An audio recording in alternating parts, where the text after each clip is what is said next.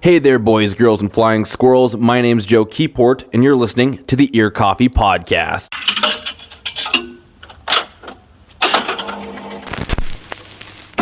So this month's going to be a little bit of a special episode as we kind of move away from the local focus slightly and look more regionally to the Green Bay, Wisconsin-based pop duo 7000 Apart. Now, if you read our blog, you might be slightly familiar with the band as we covered their lead single from their debut album titled Blank Check.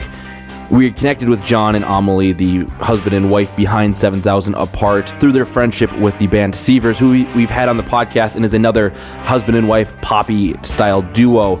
7000 Apart is much like the band Seavers as they take the feelings of light and funness that you find in pop music, but add a little bit of depth to them to make it more than just something you have fun in the background. It does that job really well. You can put it on in the background and have that kind of that fun, lighthearted, kind of maybe slightly mindless experience while you're doing your day-to-day. But if you want to put on headphones or if you just want to sit with the music and listen to lyrics and have a cathartic release, whether that's a happy one, a sad one, 7000 Apart songs do that perfectly. And now, before we get into this interview, I'm going to do the thing that everybody asks you to do when it comes to podcasting, which is rate and review us on iTunes.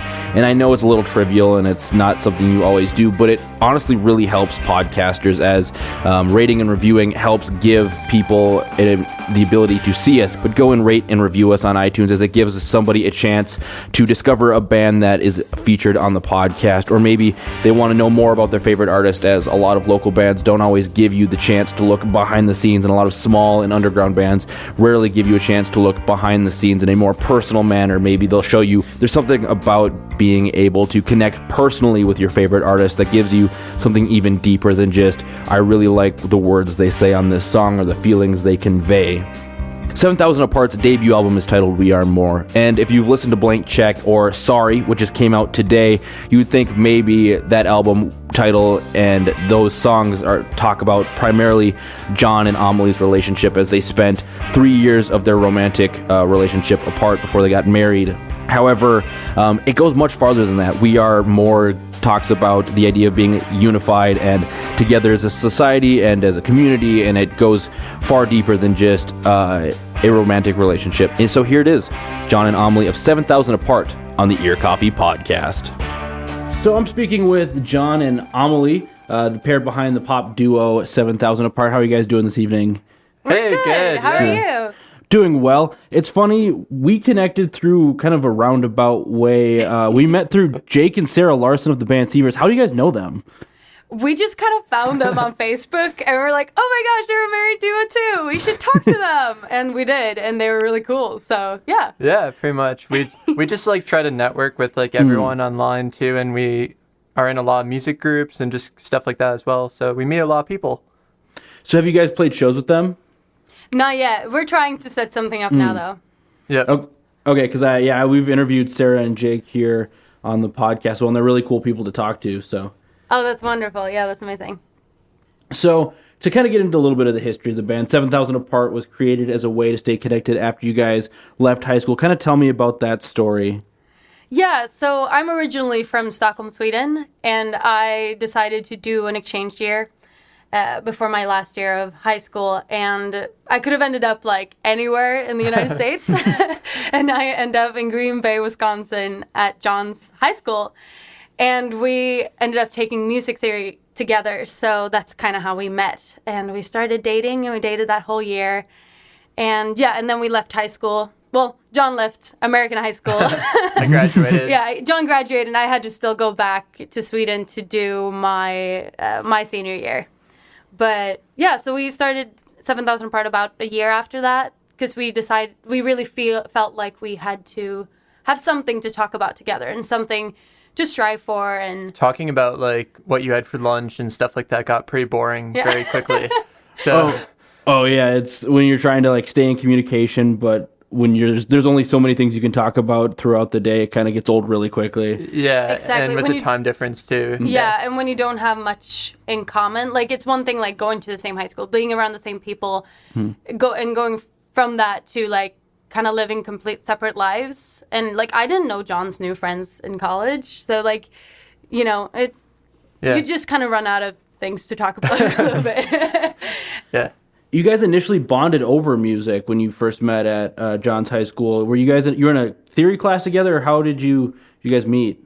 Yeah, exactly. That's how we first started. And then John was like, "Oh, I have a studio in my basement." I'm like, "Oh, that's so cool. We should hang out." And then like She was expecting like a real proper studio, and it was like, you know, like Wisconsin studio where it's like a desk in a corner with like a microphone and like nothing else. Yeah, she was expecting like glass studio, and it was definitely not glass studio. So Because Amelie, you've worked as a voice actor in various projects in Sweden, right? Yeah, exactly. I started when I was like 10 years old, so I've been like in the studio environment for like the proper studio. yeah, for a lot of hours. So like that's kind of what I expected. Which I don't mean to sidetrack a little bit, but I was just kind of listening through older interviews when I was prepping and kind of reading everything I could. And something like you were the voice of, was it Lucy in the Swedish dub of The Lion, the Witch, and the Wardrobe? Or Yeah, my goodness, you've really done your research. I'm impressed. Yeah, exactly. So that was one of my first bigger roles, and I've done a lot for like Disney Channel and stuff. I still work with the same company doing translations for them now. Which is a great job for like being for on touring. the road and like oh yeah, we can be gone whenever. Yeah. You know. and as long as you have a decent sounding room, you can do voiceover almost anywhere. Oh, I don't do that though. I okay. just do the translations. So Gotcha. like I prep the scripts. Yeah, they would not let us do, even like in the best studio, it has to be recorded like on site with like a director and stuff. I would have Gotcha. loved to keep doing it, and sometimes I get to do it when I go back to Sweden. I get to come into the studio for a few hours, and that's just the best. So kind of pairing together, like Amelie, did you do theater as well? Yeah, a little bit. Okay, so you kind of paired those kind of background with John. You did you were in rock bands while in the Green Bay scene. How did you guys kind of land with this sound that is you guys call organic pop? Yeah. So we kind of just like started like sorting out what our sound was to begin with. And that's something that we worked on with an artist coach that we got in Sweden. Basically, a friend of ours introduced us to her, and so we ended up just writing her and talking with her, and we really clicked. And like, yeah, she's just been helping us to figure out our sound and figure out our image and what we want to present to the world. How long have you been working with that coach? It's been I think year it was now. April maybe. Yeah, so almost a year. Okay. So what is it like writing the dynamic like writing as a husband and wife? Because writing music is a sensitive and very raw and emotional experience, and especially when you put together an album like the one you put together, which is about your relationship that nearly ended due to the long distance. How do you guys kind of work that out as a husband and wife? So in the beginning, it was very tricky. We didn't really know how to write together. We started writing, well, John has written songs like his entire life, pretty much. And I kind of started writing when we were apart. But it was really difficult in the beginning to write together. Sometimes it like happened supernaturally, and sometimes it was just like, and it's just like such a struggle. But lately we've really figured out how to do it, which is John usually starts something. He's like the super creative one, and he's just like walking around being like all inspired all the time. Yeah, So I have a lot of really bad ideas, and I try to bring the good ones to her. Yeah. So once he has like an idea that he's like, oh my gosh, Amelie, you have to listen. You have to help me work on the song. Then he brings it to me, and it's usually like half done-ish, and we then work on it together, finish that second verse. Maybe I usually change the melody a little bit since I am like the main singer. I have a little bit of a range, and I can like, put some more difficult things in there, so it fits me a little bit better. And yeah, so usually like he usually starts, and then I come in and we finish it together. Yeah. Yeah, John, you studied audio production in college and have worked in various production studios. Do you think more as a producer when you, in that more analytical sense, when you write, or is it pretty raw and messy? So I'm a huge music theory nerd. So like in college, I studied audio production, and I got to study under a Grammy award-winning musician, which was awesome. And so like he taught us a lot about arrangement and stuff from a production standpoint. But then like I've always been huge into like I love writing cello parts and like violin, and like I've really been about arranging my entire life pretty much since I started writing music and working on music. And I grew up in a classical music theory like realm pretty much. So I tend to have a kind of this mix of where I know so much about music theory, so I try to like limit myself sometimes. But at the same time, sometimes you just have emotions and you just have to let them out too. So it really depends on the mood that I'm in, I guess, and who I'm working with, and if I'm by but you're myself still or, a little bit messy. Like I'm word messy wise, for like sure. lyric wise, he's pretty messy. Yeah, definitely. And I'm usually the one coming in like, what do you mean with this line? Who are you talking about in this like verse? Whose perspective is it from? Who are we talking to? Like I try to look at the details and kind of the backstory and making sure that it all fits together. Yeah, and I definitely think too, I also, because I am very much like a big picture person, so even though I know a lot about theory and like I love poetry and stuff, I don't care about grammar as much as and Amelie's like a very detail oriented person, so she focuses heavily on that aspect too, and then it's nice like working with another producer to get the details in the musicianship as well. Your debut record is called We Are More, which is about your relationship as you spent 3 years of it long distance. Kind of tell me about putting that record together. Where did a lot of those songs come from? Yeah, so I think the album, it definitely has elements of our long distance relationship, and kind of like there's one like the first single called Blank Check. It was very much about like how we almost broke up. And then there's one song called Lovers for Life, which is just like the cute little love song where you're like, let's just take a chance on this because you never know. We could like be lovers for life. And but then we have other elements as well. We have a couple songs that are a little bit more dark that deal with some mental health issues. But it all comes together in the title track, We Are More, which is just about how we are more together. If we just work together and if we rely on each other, then we are more than our bad days. And it's not just related necessarily to our long distance relationship. I think that's the really cool thing with the album, and what we realized made it really special was that it's kind of this concept of we are more together, both as like in long distance, but just like as a society right now, like there's so many differences and kind of all these different topics, and we need to realize that like the human race needs to be together, and we are more together than we are separated. So it's kind of relating in the general sense and like specific senses, which is why we really, really thought the title was cool.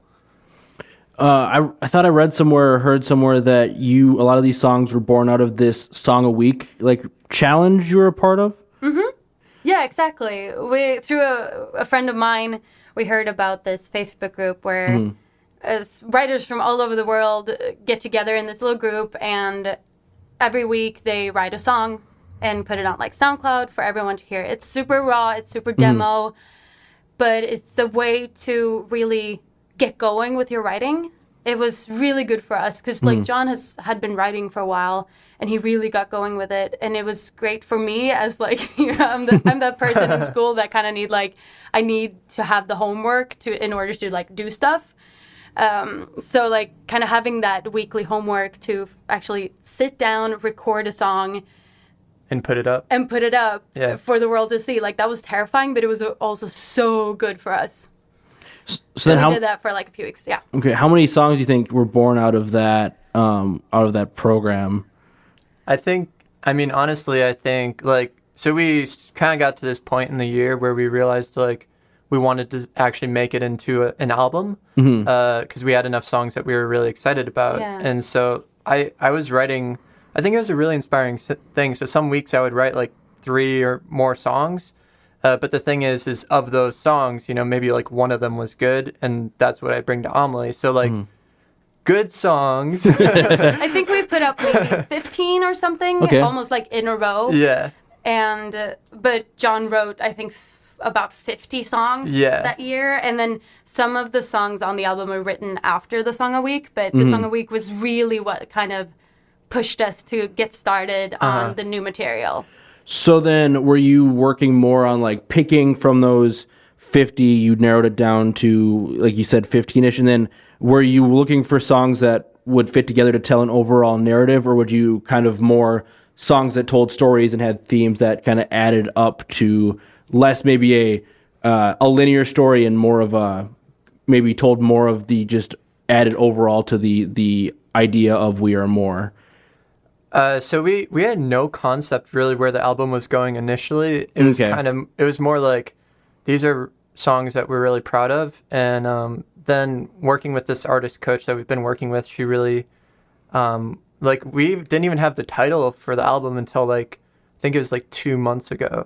So like, And then we're like, wait, this makes sense. yeah, we're like, this makes sense, and it all fits together in like this awesome way. And so like, I think it was more about the sound than it was about telling a linear story. From the beginning. But then it really became something more. Yeah. Once it was all like recorded and put together. And yeah, we really feel like there is a cohesiveness, not just in the sound, but in the stories that we're telling. And you flew to Sweden to record this record. What was that experience like? It was terrifying, I think, because we've been to Sweden a lot. Yeah. But we did a Kickstarter for this album, and so we started the Kickstarter, I think it was the day before or something. Yeah, or a week before we left for Sweden. Yeah. So Oh, wow. we like had no concept if we were going to make the money or not. Yeah. But we were going to Sweden. Yeah, we had booked the studio. Yeah. It was happening. So we're like, either we're going to be living off of ramen for the next like 2 years in debt, or it's going to actually work out. And we ended up getting like, I think it was like a week or so into the studio process, we actually hit our goal within like 20 days out of the 30 days. So it kind of took a lot of the pressure off. So we weren't like, how are we going to pay for this? Yeah. It's like, let's just enjoy the process and have a good time. So You were in the studio for many hours a day, like 4 to 5 days a week, right? So what it was we had the producer 2 days a week for 3 weeks. So only 6 days really with the producer, but in between we were allowed to be in the studio and record those extra vocal takes. Yeah. And record the like 50 vocal takes that Emily wanted to do. So yeah, but when we were in the studio, we were there for a long time. But it was pretty effective work, I would say. It wasn't like we weren't just like lingering around. It was very like, okay, now we're doing this and then that. And we also had our artist coach in the studio. Okay. She co-produced the album actually, which really helped because she's also very much like a doer, and she like helps us to keep us on track. And we really trust her opinion. We definitely trust our producer's opinion too. But having 2 extra set of ears saying like, that was good enough, let's move on. It was really nice, especially for me that I'm totally perfectionist. And she was focusing on the vocals and he was focusing on the technical end. So it was really, it was this really great combination. And we were so just happy like that they were both wanting to be a part of this. You know? Did you seek out this artist, the specific artist coach and producer, or were these kind of people you learned about and wanted after the fact? Yeah, so my friend had worked with this artist coach, and she lives up by my mother's summer house. Okay. So it was like very easy to meet with her, and kind of like she knows where we're at, and she was the one that introduced us to this producer who also lives up there. So we were like staying at my mom's little cabin in the woods pretty much. Making a fire because it was freezing. Making fires, and it was a perfect place to be because there's not a lot of distractions. So we really could just like focus. There was nothing else to do but like work on the album. Yeah, which and is really nice. The producer was very effective too. Like we were in the studio maybe like 6 to 8 hours a day at max. Plus we had lunch break. Yeah. So like, that we got it done at all. Like we were, because we were like in the beginning of the process, we were like, I mean, if we only get 5 songs done, it's okay. It's okay. Like we can make an EP. It's okay. But we got all the main stuff done in Sweden, and then we ended up tracking some of like the harmonies and stuff at our home studio in my closet, which is pretty cool, and sent those all via like Google Drive and stuff. So So you the first single off of We Are More is titled Blank Check, and you've gotten a ton of traction and just love for that song. What was it like seeing all of that positive outpouring and then hearing your music on the radio? It was really incredible. All we wanted really was that it would like, pass those like 1,000 streams on Spotify. When it says like less than 1,000, we wanted to pass that. That was our goal. And then we sat and once we hit that, we almost got 1,000 streams in the first day, which is like huge to us. And then we were like, oh, I hope we'll get 5,000 before the end of the month, and we're already almost at 7,000 streams just on Spotify. Wow. And like Americans don't really use Spotify, but it's it's gotten some traction on like Spotify algorithms and stuff. And so we went from before releasing the song, we had an old EP that we did ourselves, and I think we had like 50 monthly listeners. And, tops. Yeah, and we jumped. I think we're now at like 3,700 or something. So, oh wow. Yeah, it's been just like honestly like an emotional ride. Yeah, and since we're like completely indie, like we don't have a label that's like pushing the songs. Like we wrote a lot of blogs like yours, and we were just hoping for the best and hoping that some people would pick it up and enjoy it. And we got some beautiful reviews, one from you guys. And it just helps so much being able to put other people's words about you. Does that make sense? Yeah. It's not just like, oh, please listen to the song. We think it's good. You can actually say like, oh, these guys, like, they think it was awesome. So now you have a better reason to listen to it. It really helps. And when you mentioned you're entirely indie, one of the things that really struck me about your promotion for Blank Check was your kind of pulling back of the curtain as to why you need people to like pre-save things and stuff like that. How important was that for you going into promoting like Blank Check and the rest of the album? Yeah, so we really learned with a Kickstarter that you have to ask for help. And especially when you are an indie artist, like, you have nothing to fall back on. Like, you don't have a label that's gonna like put in $10,000 to advertise, for things. It's just you and your fans, and that connection to your fans and your followers is the most precious thing you have.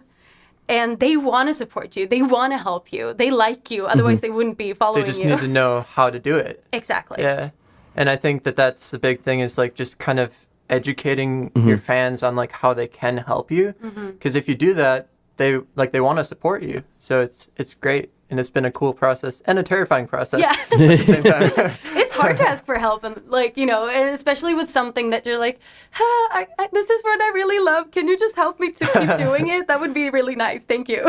Yeah. It is oddly nerve-wracking when you're just like, when it goes beyond friends and family, just kind of being like, so I did this thing. I'd appreciate it if you took some time and looked at it. It's something that people don't, unless they've done it, maybe they don't quite understand the nerves that go into that.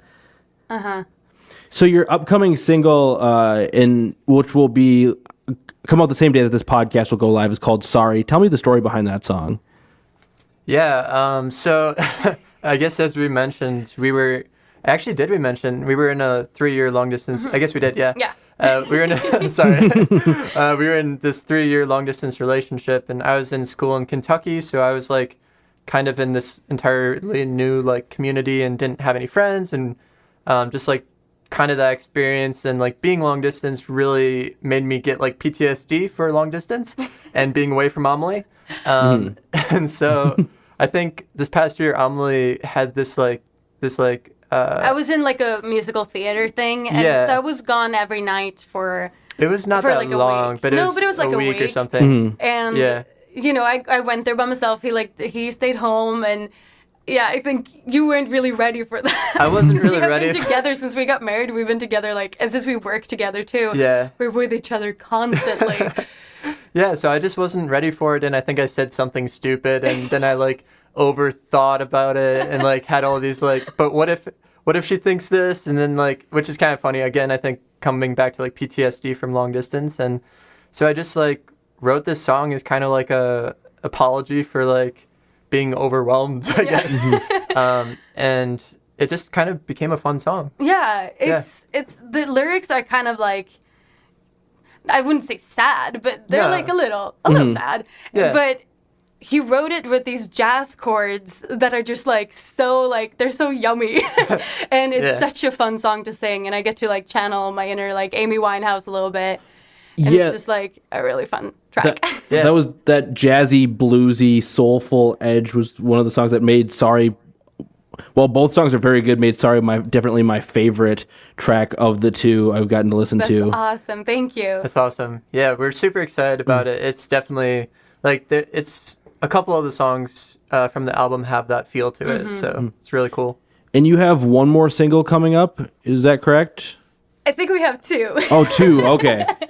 Yeah, but we've been like battling back and forth whether, but I think we have decided now that we are going to release the title track of Okay. We Are More like a week before the album goes live, just to kind of like And then Yeah. a song called Close Your Eyes, which I guess when this podcast comes out, we'll probably be talking about it Yeah. on Facebook and stuff.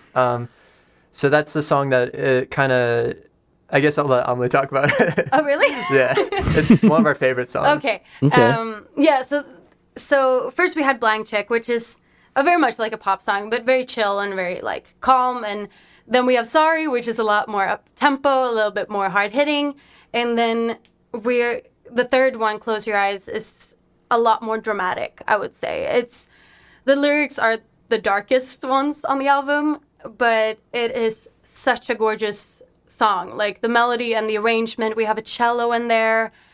It's just like it gives me shivers. Like I sing it, but like I get shivers from singing it and listening to it. Listening to it as well. And I guess when I wrote that song, it really was something where I was sitting at the piano crying. Yeah. Like that was kind of the emotion that was just coming out of me. And still every time we play it, I still kind of get that emotion. And yeah, it's a really cool song. It definitely has a really high note in it too, which is awesome. A very high and a very long note. Yeah, but it's kind of about like, I would say like depression, anxiety, mental illness like that. And then it's also kind of about like, I wrote the first, I guess not to get into the super long story. So I'll just talk about the second verse. I realized that the second verse was really kind of like the darkest times of humanity, like the Holocaust, or like these times where like, where you don't really know if there's hope or not. And there's like no hope maybe.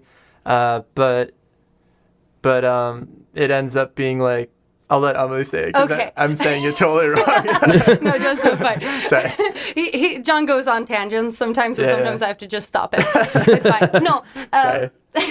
but it's kind of about like facing your fears and realizing that even though you're going through something really, really difficult, Yeah. that you can find peace in that, and that you can just kind of let it hit you. In like a Because you hopeless can't, situation. yeah, and because you can't, some things you can't run from, and sometimes it's okay to just kind of let them happen in order to deal with them and move on. It's kind of like this concept of like a monster that is like behind you or like holding you, and like you have to be okay with that, you know, like there's no running from it, I guess. And that's kind of what the concept is. It's a song that really, I think, is hard to talk about too because it is so dark, but I think it also could work well for like movies and stuff too. And so we're trying to make sure that people realize that it's not supposed to be like suicidal type song. It's more like letting that emotion out. Yeah. Is more of a cathartic release as to maybe Yeah. instead of basking in it in the negative kind of an idea. I mean, I don't think it's like basking in the negative. It's more like just accepting that, like, for example, like if you have anxiety, that anxiety is part of you, but it isn't you, you know? Yeah. It's there, but it isn't who you are as a human, and it doesn't have to define you. That's kind of what the song is about. Gotcha. So then, For do you me. have and then a couple more questions. Do you have a scheduled release for We Are More? Yes. May 17th. It is now uploaded, and it has a release date, and we have 2 release shows scheduled as well. So We have a release show in the U.S. here in Green Bay, and then we have a release show in Stockholm, and they're scheduled as well. yeah. So that feels really good. And the dates for the release shows are? So in Green Bay, Wisconsin, it's going to be the May 15th, so 2 days before the album is released. Okay. And the release show in Sweden is going to be a week after that, so May 22nd, which is also John's birthday. Yes. So they kind of fall a little bit before and a little after the album release. And we're going to Sweden again on May 17th, Yeah. 18th on the day of the album release. So it's going to be a crazy month. Yeah. Do you have any plans to do physical copies as well as all of the digital platforms, or? Oh, yes. So because we did the Kickstarter, we already have about 60 copies ordered Yeah. Okay. of the physical stuff. So that's super exciting. We're in the process. Like today, we're trying to Just finalize finalize the details with getting them printed. Yeah. Oh, exciting. So then, other than your two big release shows, do you have any tours or any other shows coming up this spring and summer? Yeah, so I'm actually in the process of booking all that right now. As we said, we're indie, so we're doing everything ourselves still, and I've been starting to book from July through November, so I think we have like 15 shows booked so far, but then we're going to be starting to book like to some of the larger cities around the U.S. and kind of, I'm not sure if we're going to get out to the East Coast this time just because it's a little crazy and like touring can be kind of a really good way to lose money. So we're going to try to hit at least the Midwest and maybe like get out to LA too, because we really want to start to write with some people that we're friends with out there. And then Okay. down to Nashville, of course. And down to Nashville, which is another place where we have friends. Yeah. Oh, So that's nice. exciting. All right. Well, thank you for chatting with me. Well, thanks for talking Yeah. to us. This was awesome. This was awesome. 7000 Apart's new single, Sorry, is out everywhere today, so go and give that a listen. The Ear Coffee podcast is a companion to a blog of the same name, so you can head over to earcoffee.blogspot.com and read reviews and interviews and all sorts of other coverage of your favorite local and regional artists, plus discover some new music, because why not? You're a music nerd. You listen to this podcast because you enjoy the sound of the bands we cover, so go ahead over there and read more about some of your favorite artists and learn about some new artists. You can find Ear Coffee on social media as well. We're on Facebook, Instagram, and Twitter under @EarCoffee with 3 E's. So that's coffee with COFFEEE. Just look for a coffee cup with an ear and you'll know you found the right place. I thank you again for listening. If you like what you've heard, please share it so more people can listen to us. My name's Joe Keyport, and you've been listening to the Ear Coffee Podcast. I'll see you next month.